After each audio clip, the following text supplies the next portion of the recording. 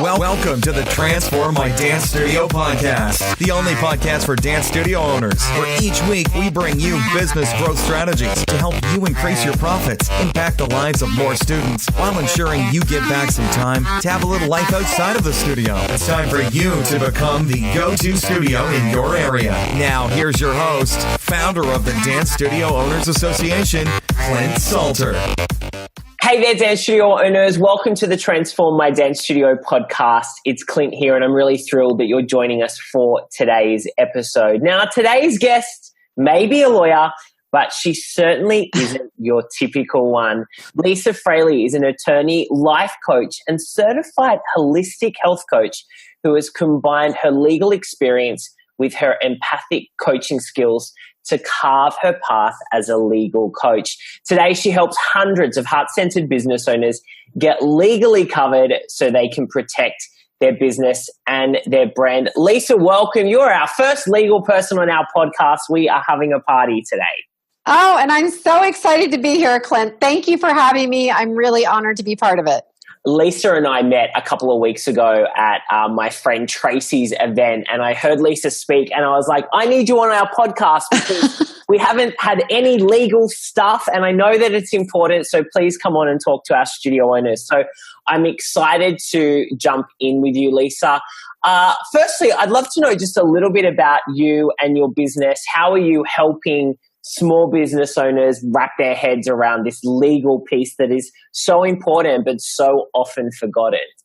I know. I started off working in a large corporate law firm, and just like many people, that just sucked the life out of me, Clint. So I transitioned several years ago, about 5 years ago, to working with small business owners and online business owners just to help make the law less scary, to bring more love into the law, which sounds unusual, but there's so many easy, simple steps that you can take to protect yourself and your business, and it just doesn't have to be scary and overwhelming and confusing. So my goal is to just make it super simple, super easy, and actually bring a little love and fun into the law. I love that. We love love and fun here, so that's really good. Lisa, where should we start when it comes to the legal side of things for our studio owners? Let's say we've got a new studio owner who's just opened, they've got a website, they've registered their business, they've started trading. What should we be looking at getting in place early on?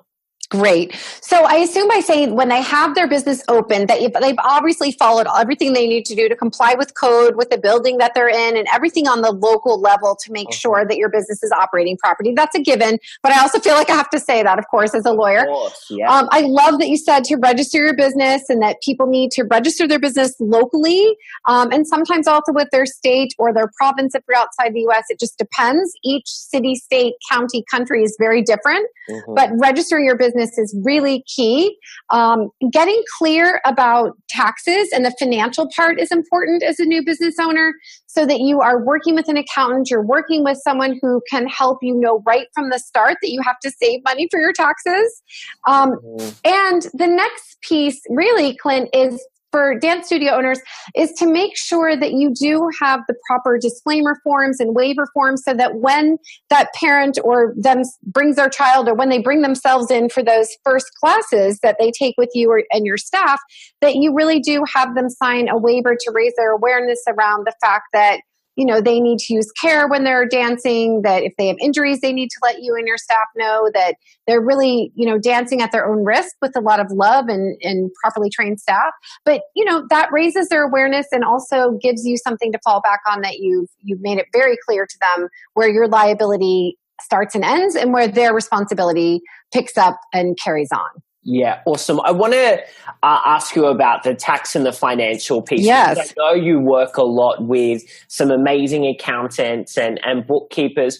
What should our studio owners be looking for in a great tax attorney or an accountant? What do we need to be on the lookout for? Yes, I always recommend working with an accountant who understands your business. So making sure you're working with an accountant that you feel very comfortable with, who will help you certainly prepare for paying your taxes once a year. But for a lot of businesses, depending on how advanced your studio is, and I recognize there are people who are new listening and there are people who've been studio owners for a long time, you want to make sure they're helping you with tax preparation to learn how to maximize your expenses and to record your income and expenses for your business properly and separately from your personal income, to have the right bank accounts in place, to actually save for your taxes, sometimes even to do estimated taxes so you can have a sense of how much your taxes might be. But most of all, above all that, working with a CPA or an accountant that you feel very confident and comfortable in, you can interview them to talk to them, but make sure they understand your business, your income flow, how it works, so that you really feel like you're in good hands.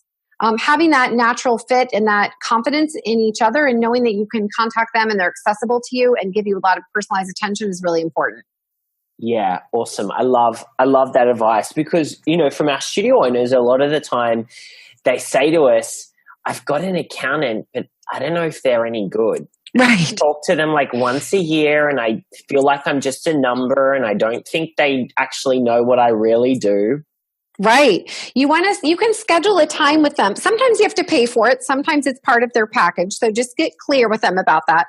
But you can schedule a time to go in and have an hour consultation with them and really talk about your business and explain what you do.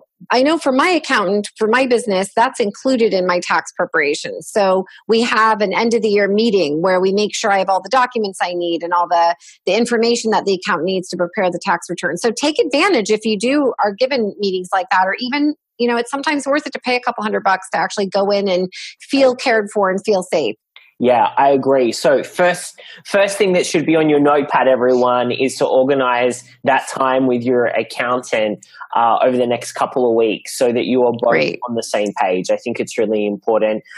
Lisa, you talked about disclaimers and waivers. And so one of the things is when a new student comes in, either they're going to enroll online to maybe come in for a trial class or they're going to enroll straight away online. Yep. Then they're going to come into the studio and they're going to test out a class. Maybe they fill out an enrollment form, which might have a bit of a waiver on it that the parents sign. Tell me, we get this question a lot. Is an online tick a box, off you go? Is that kind of safeguarding a dance studio if then a student comes in and falls over and breaks an ankle or something? Where's the line there?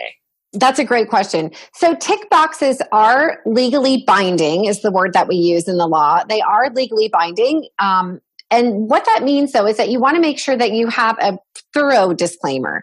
So it is legally binding. And of course, you want to make sure you have language in there that's very thorough and clear. And when it comes to the law, we always joke and say that longer is actually better, because if something's really short, you can't prove that you meant it if it doesn't exist. You do actually want to have a little bit of length and heft to your legal documents. I know we're all in this quick move, quick, short, fast world, but when it comes to the law, it's got to be written and it's got to be clear so that you're people are actually, agreeing to something and it has enough language to support you. So yes, tick box works, but you want to make sure you have a thorough, clear disclaimer in place. Excellent. And so we don't need the parent to physically come into the studio and sign with their hand and a pen a sheet of paper.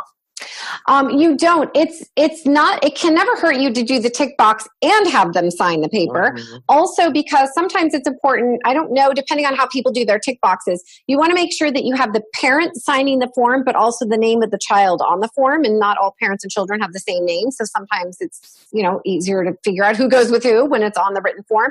Yeah. It's also, as much as I talk about the law protecting you in practical ways to cover your buns and protect your business, I also believe, as you saw in my presentation in New York, Clint, that the law also protects you energetically. So the more that you're really clear and have strong boundaries, the more that you can get people to be aware of where your legal rights begin and end and where their legal protections begin and end, then that raises your awareness and also sort of raises your energetic frequency or energetic vibe and helps you stand more confidently in your business, because not only have you given them a tick box, but they've also signed a form. You don't have to do the form, but it does just give you that extra protection. Yeah, excellent. I love it. And so they come in, they do the class, they've signed a waiver. What else do we need to be aware of to protect ourselves legally as a studio owner with hundreds, maybe sometimes thousands of students and parents coming through our doors every week? Of course. Now, this may be a given, but I do have my fitness certification, which is not dance, but I have some understanding and sense of the body, right? Movement of the body. Mm-hmm. And by that, I mean, this is very obvious, but I just can't go without saying that just make sure that your staff is all properly vetted and properly trained. Like make sure that you are giving them training and making sure you're talking about injury prevention. Make sure you're talking to them about modifications if they're doing dance modifications in a class. It depends, of course, what kind of dance is being taught. But, it is your responsibility as a business owner to make sure your staff comes in with great training and also proper injury prevention techniques. So that's really important. And that's easy to go by the wayside in the craziness of day-to-day life and running a business. So I would just make sure that you are documenting when you do trainings, you're documenting copies of people's, certifications and things like that so that you can prove that you're properly training your staff. Mm-hmm. And do we need to get our teachers in their teacher agreements that they're signing, waivers as well? And is this dependent on whether they're a contractor or an employee? Great question.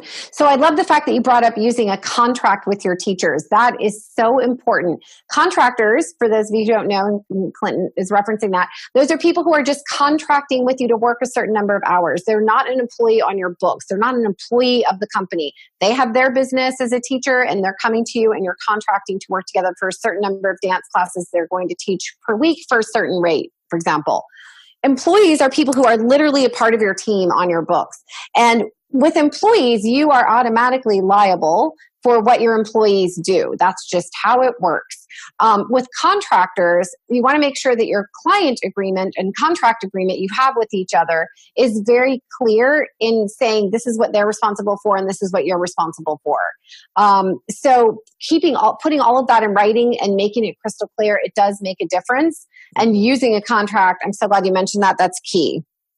Can you talk to the difference in a little bit more detail around a contractor and an employee? Because we get this question a whole lot. I know.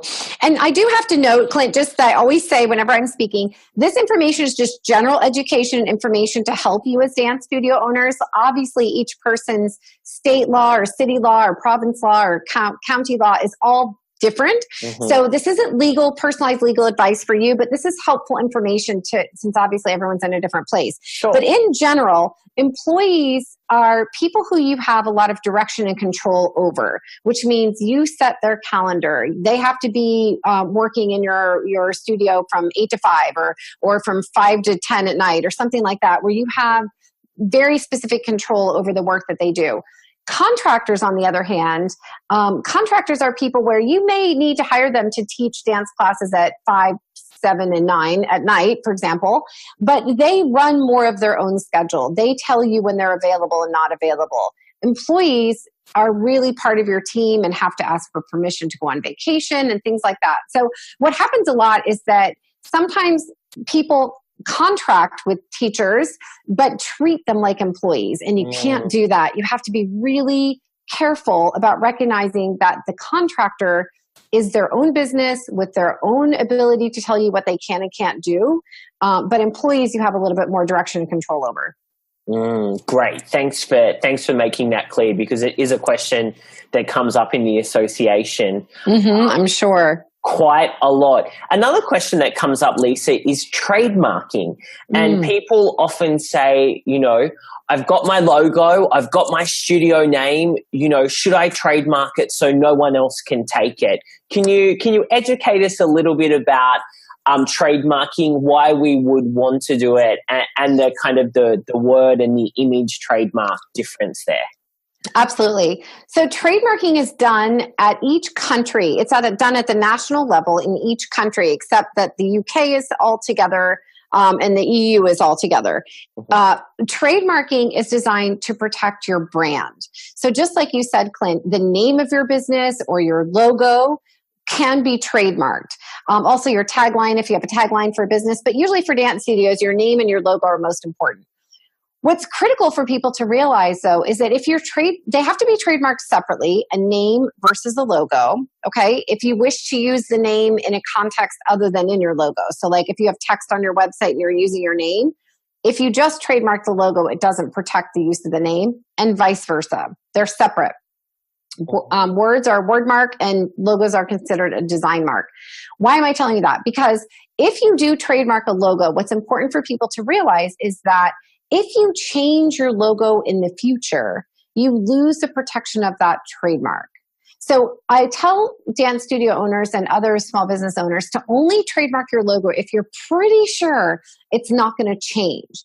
You can go from, like, let's say you have a purple logo, you can use a black and white version, maybe on a, something that you're preparing in an email or something, and you still have your trademark protection. But if you have a purple logo and you decide to change it to light blue, because now you're in love with light blue as your brand color, you lose the protection of your logo trademark because it's not purple anymore. So that's really important for people. If you're deciding between the two, I tell people to go with the name of your business first, just to spend your resources on the name of your business first. And definitely, please, please, please work with a lawyer for trademarking. Please work with a lawyer who has experience in trademarking. People try to do it on their own. It's a long process, it's an expensive process, and you don't want to make mistakes. Often people will leave gaps if they do it on their own. But trademarking is an excellent way to protect your brand so other people don't use the same or similar name. Yeah, awesome. And then there's different classes for trademarking, isn't there? So if we wanted to do like just our studio, our dance classes, but we might also have an apparel range that we sell merchandise, and maybe we're going to go into birthday parties and have like a suite of things that we offer, we then register in different classes. That's right. Sounds like a man with a lot of experience with trademarking, Clint. Yes, that's correct. So trademarking is done by class. Each country has different numbers of classes, but in general, to Clint's point, if you're branching out in lots of different areas, you may need to trademark in different areas. Classes are different. Trademark class from apparel, which is a different trademark class from birthday parties, potentially, which is a different class from, just as you mentioned. Apparel is the trickiest one because apparel at times can actually be divided into numerous classes. And so this is one perfect example of why you want to work with a trademark attorney to help you figure out what classes work for you, what you're going to be doing in the future, what you're doing now, and really where you need to most protect your brand. But yes, trademark classes and the description are really important when you're completing your trademark application, for sure. Awesome. That's great. Let's talk about online for a second with our website, because hopefully all of our studio owners that are listening have a website, and generally down the bottom we see things like privacy policies, disclaimers, terms of use. And often I'll get studio owners that'll say, hey, the studio up or down the road has just copied all my stuff, copied my terms of of use and disclaimers and privacy policies. What's the right way to get those, those documents set up correctly and ensuring that we are covered? And what does it actually cover us for? Yeah, great questions, Clint. Great questions. So on your website, there are three main documents that you use to protect yourself. One is a website disclaimer, and that's usually designed to cover what you do and what you don't do. It's really talking about your role as a dance studio owner, to help people know that, you're not going to be there giving them medical advice if their dancer falls, or you're going to be not liable for acts that they take if they're injured, things like that. The website terms and conditions is what protects the content. Okay, the content on the site. So your beautiful images of your dancers, the beautiful graphics you might have of your dance studio, or professional photography taken of your dance studio on your website, the text, the words that you use to describe your dance classes and your team and your sales team, like things like that. The content on the website is protected by the terms and conditions. This has the language that says, hey, listen, you can look at my website till the cows come home. I would love it if you did, but you can't take it and copy it and put it on your website. That's the document to fall back on. And the third document is the privacy policy. And in Australia, for example, and many countries around the world outside of the United States, you have much stricter privacy laws than we do here in the US. Mm-hmm. So privacy policy is critical for everyone to have on your website if you have an e-newsletter sign up, or you're inviting people to join your list to receive information about classes. You want to make sure you have a privacy policy in place. Those three documents tell people what you do and what you don't do, protects your content, and then of course the privacy protects the privacy and information of people who sign up on your list. You're telling them you're not going to spam them and they can unsubscribe, and you're protecting their rights as a visitor to your website. So those are the three documents that will help you. You do want to have them properly written, and you don't want to be copying someone else's, nor do you want someone to copy yours, because that's actually violating the terms of someone else. It's not legal to do that. So make sure you have your own documents that are suitable for your own studio and get them done properly. Awesome. Great advice, Lisa. What tips would you give our studio owners around staying on the right foot when it comes to running a business that is set up correctly legally? Like, are there things that we need to do every year or every quarter that we need to update? What do we need to be aware of there? Yes, I think, first of all the things that we've talked about, if you don't have your disclaimer updated, or you haven't looked at it in a long time for your dancers or the parents, like, make sure you look at that. If you have a website that you've created and you don't have your website disclaimer or your terms and conditions or your privacy policy, make sure you get those in place. If you're thinking about, you now have a brand, like you have a brand name, a beautiful name of your studio that you love, that you're passionate about, that's really, you're starting to make a lot of profit from, it has a lot of potential to use well into the future, it's a good time to think about trademarking. So a lot of times, like you said at the very beginning, Clint, people will put the legal part off because it's clearly not fun.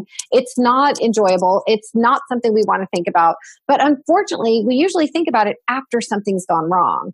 And so I want all of the dance studio owners and small business owners to really understand that these easy legal steps help you feel really strong and safe and secure and confident as a business owner on the front end, so that you're less likely to have things go wrong and you have legal documents to fall back on if something were to go wrong. So just setting yourself up properly, getting in that energy of being a responsible business owner and really making sure you're doing things well and doing things legally well, it will shift the way you show up in your business.